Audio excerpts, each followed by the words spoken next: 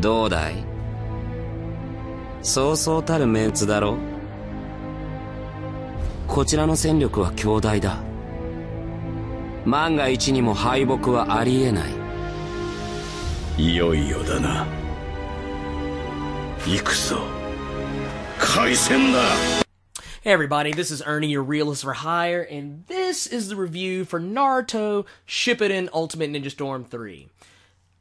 Oh my god, that was a mouthful. So, basically, go ahead and dive into this. This is Cyber Connect 2's most recent and latest foray into the Naruto series. They've actually been working on this stuff dating back to the original Naruto Ultimate Ninja back on the PlayStation 2 and 3 and the Xbox 360 and PSP way back like in, I think it was 2003. And what we're getting here, this particular entry gives us basically a taste of what's been going on in the mangas and anime for Naruto up to this point, where for those of you that played Naruto Shippuden Generations, if you played that particular game, you probably walked away a little bit let down, maybe a little bit thrown off, because you may have felt like you were given a half-ass game. Well, let me assure you that this latest entry, Ultimate Ninja Storm 3, is not that. It is actually a full measure game, not a half measure game. You're getting a larger roster of characters than what you had in the last one, Generations. And I want to say there's roughly somewhere in the neighborhood of maybe 75 to 80 playable characters, give or take. A lot of the characters that you've been used to in the series over time are there. Though I will admit there are some that have been in the previous games that are actually missing. Though most of those characters are the child versions of some of the Leaf Village characters, which ultimately, not that important in my eyes, though there are a couple I was a little let down about. Now, going from there, some tweaks have been added into this particular entry in the series that kind of changed the landscape of the game. I mean, I've been a huge fan of the series. I really didn't come into the Ultimate Ninja Storm series until 2 came out, but I mean, I've kind of delved into some of the older ones since I got into the series, and I must say, it's very telling to see the changes that are there. In this particular game, we have the tailed beast, all the way from the 1 tail up to the 9 tail, which is Naruto, duh. But you have all 9 tailed beast characters in the game. They have the tailed beast form for their awakenings. You have Toby as, the really goofy Toby, then later on down the road to the more serious, metal masked Toby, as is evident on the cover of the box. You also have Kabutomaru, who makes a return from Generations. And also, I mean, there's lots of really good stuff here. Of course, you have like 16 million different versions of Sasuke and Naruto. That's actually an exaggeration. That's not for real. And another thing I want to say is that they added what they call an instant awakening mode, where you got the same awakening mode from the previous games, but in the middle of a combo or just out of the blue, you can instantly awaken, though when you do so, your chakra meter begins to deplete itself. Not necessarily saying that you're running out of energy. The actual bar itself depletes until you turn back to your normal mode, and you have to build back up, or allow the meter to build itself back up before you can even really do anything of note. So it's one of those things, it's kind of live by the sword, die by the sword type of thing. It's really cool. And also, the substitution meter makes a return as well, and we also still have the tournament modes and online battles that we're used to from the previous games. Another thing I thought was really cool, and I don't know, some people are mixed on this. Me personally, I actually liked this from Ninja Storm 2 was the Ultimate Adventure Mode. Well, this makes a return, whereas in Generations, you really just had, you played as a few different characters, played different battles, there really wasn't anything to it. You may as well just play the fucking computer, for Christ's sakes. In this particular game, they brought back the actual ultimate boss battles, where it gets more cinematic, there's quick time events or QTEs, and, I mean, granted, yeah, there's some people who like, no, I don't really like the QTEs in this game, it just feels stupid. Well, I don't know, I mean, in this particular game, I mean, yeah, maybe they're not really as heavy-handed as I've seen in other games, and you only really have a handful of ultimate battles where you actually have to do them, so to those that complain, I say, get over yourself. It's nowhere near as bad as what you would find in, say, something like Tomb Raider. Which, if you've listened to the review for that, you know exactly how I feel about that.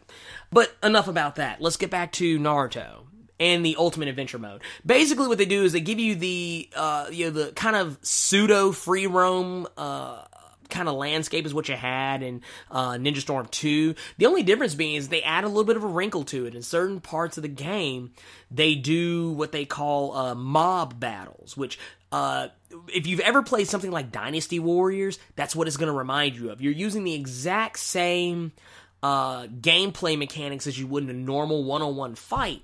Only difference is now you're using it in a full free roam, one on however many battle. And you would think this would probably not work well. It's actually where the game really kind of opens itself up a little bit and makes you think, man, this actually could work as a Dynasty Warriors model, at least in my opinion. It may not be for everybody, but this is my review, so I'm telling you what I think. Another good thing that they throw in is what they call the Ultimate Decision Mode, where you get a choice. And these choices tend between what they call a legend option and a hero option. And what happens here is you're given a choice where if you pick, say, one particular decision, then you do it exactly as how it was done in the manga and the anime. Versus where if you pick another option, you actually take an easier version of it and do something that's kind of an alternative to what actually happened in the manga or anime. And sometimes they flip-flop. Sometimes the legend mode is the harder version of the decision, but sometimes I've seen in the legend mode where they actually alternate between whether or not the legend mode is what actually happened or the alternative, and the hero mode is typically the easier version, and that one tends to alternate between what actually happened and the alternative. So, I mean, it really just depends on what you want to do. I think it's actually a pretty good thing. It keeps the game fresh for those second playthroughs, where you actually get some different options to kind of run into the game. As for, the actual story and everything, I mean, come on, it's Naruto. I mean, if you've watched the anime or read the manga, basically what they're doing is, without really spoiling anything, the story mode takes you as far as we've gotten in the with the Japanese airings of the anime up until the time the game has come out. So basically, if you've watched that far, then you kind of have a rough idea of where the game is going to end. And they actually leave you with kind of a cliffhanger to a degree, because as you know, this game will take you as far as the fourth Great Shinobi War. So, I mean, that's kind of a little bit of a carrot to kind of guide you along. And they even kind of give you some of those flashback moments to kind of get you caught up and harken back to those earlier moments in the series. Now, this is where I kind of want to kind of switch gears and talk a little bit more about... I mean, I've already talked about the gameplay and the fight mechanics. There's really not a lot that's changed outside of those things I mentioned earlier. So I'm going to go straight to what I didn't like about the game. And there's actually really only one thing I can think of. I mean, as far as gameplay mechanics go, the gameplay is just as solid as last year's Generations with a few extra tweaks. The gameplay feels good, it feels tight. But my one shortcoming actually drops with the story mode. As much as I love the fact that they brought back the boss battles, the epic boss battles, the QTEs and everything like that, The one shortcoming I had with the game is that at some points, and in one particular part of the story mode, they get a little heavy-handed with the narrative of the story, where they basically, there was a point, and I counted, there are at least over 30 minutes worth of a cutscene where you're not doing anything. You're just sitting there listening and watching as the story unfolds. And while I thought that it was a nice touch, I got bored and even started nodding off at points. And I kept looking at my watch and I realized it has been over 30 minutes. And I may as well, and they actually did, put in the entire episode, which I think was a 2-parter, into the actual story mode. And it wouldn't have sucked so bad if there weren't moments where I had to press the button to advance the dialogue. So that's kind of that to me, that's a strike against it. Other than that, they have tons of characters to unlock, so much to do. You got the same ninja tools as before. They even added some new ones in there to kind of give you an extra wrinkle. I mean, the gameplay is just great. There's not really much that's bad that I can say about it other than that one thing. And with that being said, I was kind of going back and forth. I mean, should I say it's worth $60? Should I say it's fan-freaking-tastic? And ultimately, what it comes down to is, if I had to make my legend or hero decision, I'm gonna go ahead and just go straight legend. This game is fan-freaking-tastic. I mean, especially if you're a fan of Naruto. I mean, this game has everything you want. It has the characters. It's got the moves. There's nothing really missing in this game. This is the game that Generations was supposed to be, that you were promised. And this game is better than that. So, that being said, thank you guys for listening. Comment, like, subscribe, so that way you can keep up with all the new content. Go get that copy of Naruto Shippuden Ultimate Ninja Storm 3 and go whoop some ass online. 皆から認められた者がおかげになる。